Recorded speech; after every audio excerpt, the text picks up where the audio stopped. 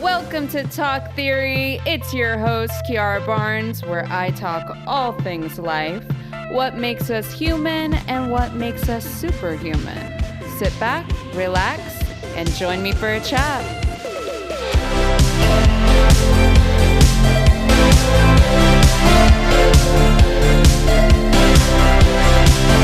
Hello. Welcome back for another episode.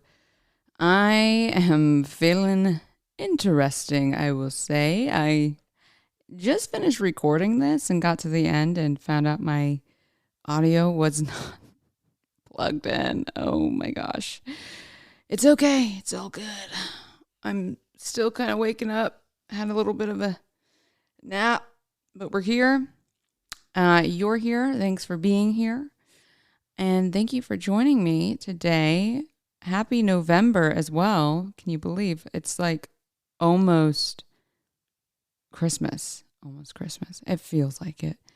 To be honest, you can judge me all you want, but Christmas music gives me all the good vibes. And so I started listening to Christmas music back in October, like the first week of October. That's okay. Anyway, you can follow me on Instagram at Kiara Barnes Official. DM me your comments, your thoughts, any love you want to share. Go ahead and leave a review. That would be really kind. I'd really appreciate it. All right, folks. So, something embarrassing. Oh my gosh, we're already starting off on a great foot. Okay, whatever. It goes with the theme. Something embarrassing happened a few weeks ago, and it just made me think. Also, excuse this raspy voice right now. I don't know what's going on, something with my nap. Anyway, made me think, and I wanted to share it with you all. So, this is what happened. I went to the nail salon that I frequent. I love this nail salon. They always do a great job. Nails always last quite some time. I am a gel addict. Anyone that gets gel on their nails, you know how it is. You understand. Anywho, I go there frequently, and I asked them to break this $100 bill. Now, I was really excited about this $100 bill. You know why? Because I had found it. So I thought, one lucky streak, and nice. I'll treat myself to a nail day. So, I hand her the bill, and she starts looking at it a little too long, if I'm being honest. The length of time where you start to break a little bit of a sweat. And she goes, and you don't ever want to hear this, but she goes, is this real? And I go, well, I sure hope so. And then she proceeds to run it through this, I don't know, machine thing. And it makes this horrific sound. And I am mortified, y'all. I am mortified. There's people behind me. There's people in front of me on the side. I mean, that machine was loud. And yeah, I was pretty mortified. So I'm profusely apologizing and trying to explain that, I have no idea. That's never happened to me before. I literally just found this. And she's just like, yeah, just make sure that you're careful with this. I'm like, I really wasn't trying to pull one over on you. Like, I come here all the time. But of course, I'm like, yeah, of course. And I go to their ATM and I pull out some real money, not apparently Monopoly money. And I'm just, trying to get past the moment. And no joke of a lie, also on top of all of this, not even 15 seconds after I had that interaction, 2 police officers walk in to talk about, I don't know, some like kind of parking situation. And I'm just thinking, thank you, universe. Thank you for doing me a solid. I guess, I hope you guys got your good laugh, but thanks for At least letting that hiccup happen before they came in here. Oh my gosh, like what is my life? Honestly, what's happening? But anyhow, I'm now getting my nails done and I'm just in my head about these people. I'm thinking about all the folks in the store and salon and how they view me and do they think I'm a bad person? How do I get them to not see me that way? And eventually I had to tell myself just to let it go. It's not like I intentionally meant to do that. Of course not. And truthfully, it's out of my control. It's already happened. There's no going back now. You just got to move on, babes. You got to move on. But that can be a hard pill to swallow if you're an overthinker or a people pleaser in general, which I can be a little bit of both. And so this had me thinking just in general about embarrassing moments as a whole and why and how things become embarrassing. Is it mostly based on what others think and perceive that scenario or moment to be? Or is it our overall fear that we could look silly to someone outside looking in? And the truth is, besides that happening, I haven't really had too many moments where I've been embarrassed or felt embarrassed. I will say, and I know I've said this before, but it's just the truth. Growing up in a house with all brothers, you just learn how to grow a pretty strong backbone. So I didn't really struggle with feeling embarrassed as often or as much as some. Well, I will say the only other embarrassing moment I've had. Oh gosh, I'm like, should I share this? Well, okay. So besides that, nail salon was this time I went to a modeling commercial situation a little high. Okay. Now let me explain. First off, this was several years ago and I would never do this. Okay. Like I would never do this now. That's unprofessional and I'm an adult now. Okay. I was an adult then, but also just more mature, I'd say. But to be fair, okay, let me explain the situation. And also let me say this. You have to get defend myself immediately. In the state of California, weed is completely legal. I'm just throwing that out there. So there's that. So back to the story. I was just finishing with my day of go-sees for modeling, which is exactly what it sounds like. You go see casting directors for shoots and clothing brands, and they see if they like you. And usually do anywhere from 3 to 8 of those in a day. And some days I would be able to get them all done pretty early. And this particular day I don't know, it was around 4:30. I probably got home, maybe 5. Pretty much end of day. And so, yeah, I decided to wind down with a little smoke while I made dinner and watching some funny Jimmy Fallon interviews, as one does. And then I got a last minute call to come in for a commercial audition.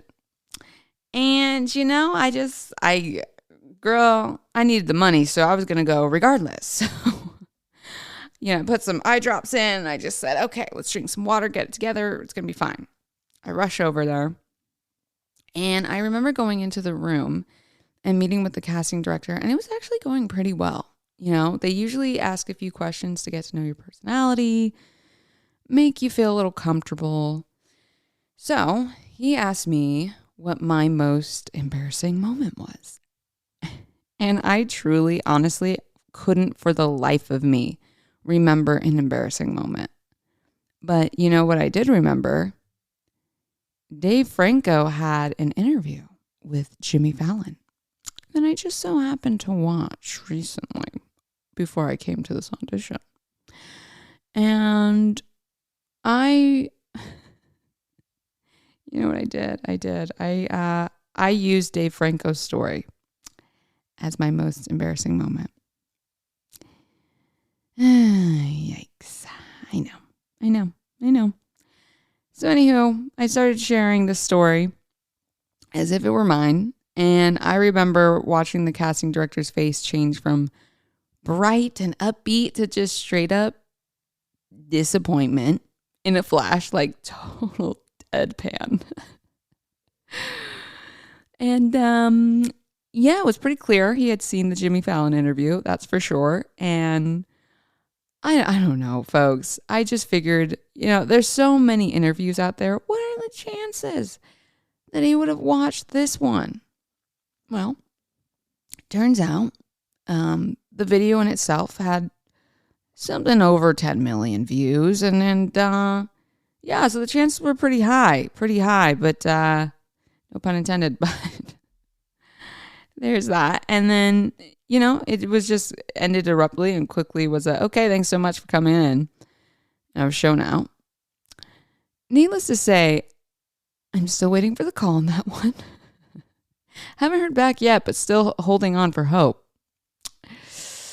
Yikes. But again, and all to say, I mean, look, it's not like the worst thing. It's not like I was talking all this crazy nonsense. I guess he was just really upset that I would lie. Maybe he was a Dave Franco fan, and he took it as like disrespect. And for that, I apologize, my dude. I apologize. Anywho, going back to why it is we feel embarrassment.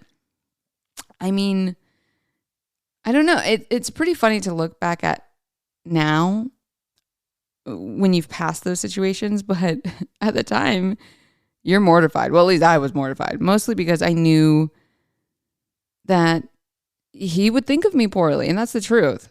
And when we're kids, we're able to let go of these so-called embarrassing moments at a much quicker pace than when we were adults. When we are adults. And there's just a lot of unspoken social rules and cues that we've placed in society of what's appropriate and what's inappropriate. And we as a collective have created those boundaries. It's just something we learn as we grow older to be cautious of how others view us. And look, it's not for nothing. Our,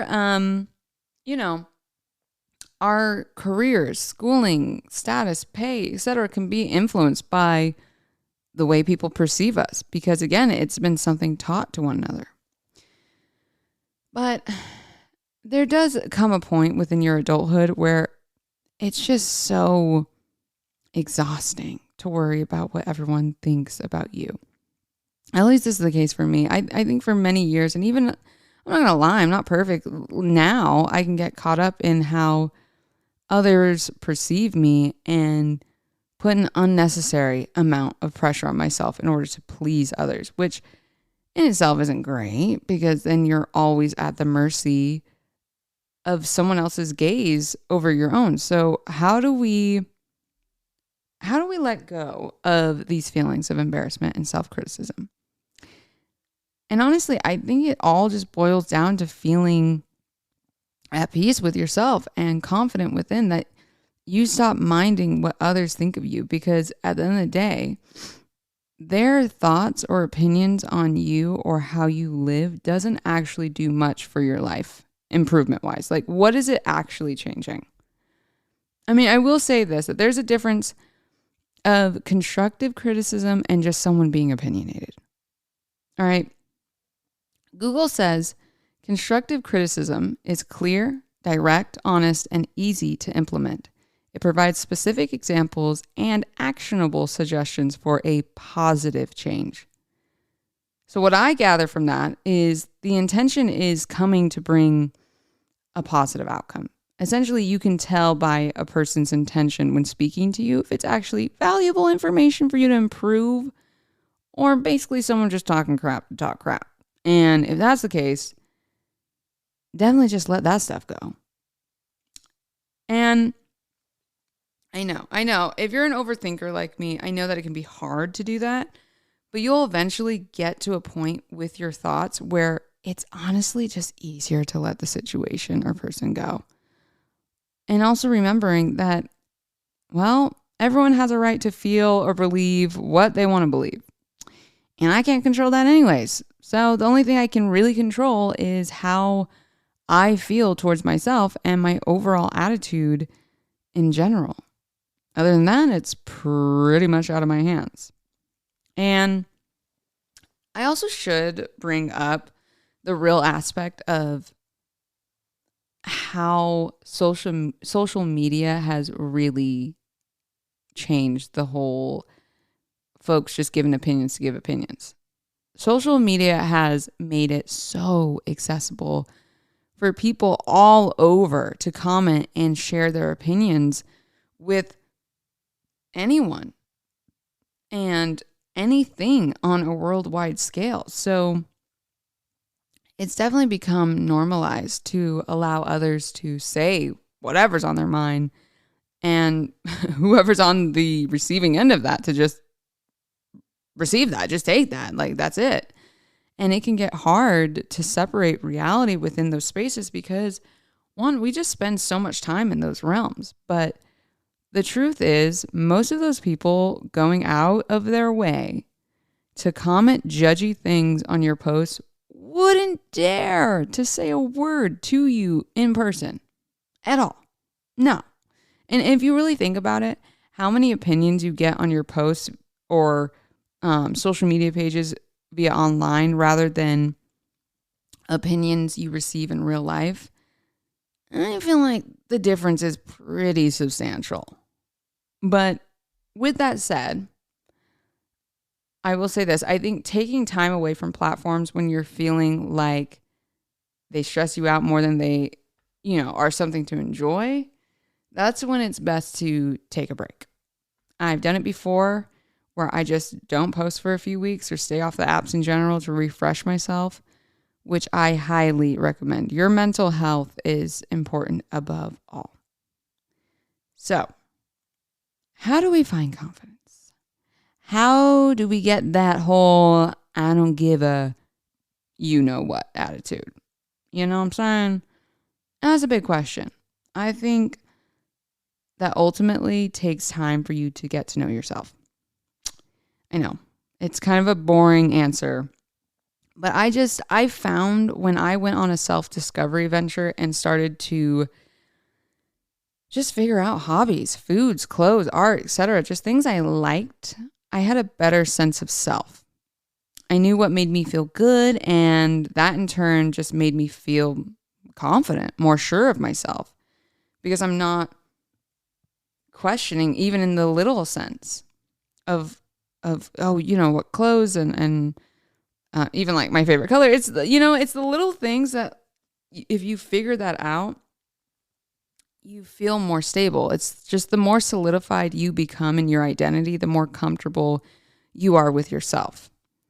And for me, this technique has been helping a lot when it comes to awkward interactions or perhaps not a nice exchange with someone, that no matter what happened or what they think of me, I like myself.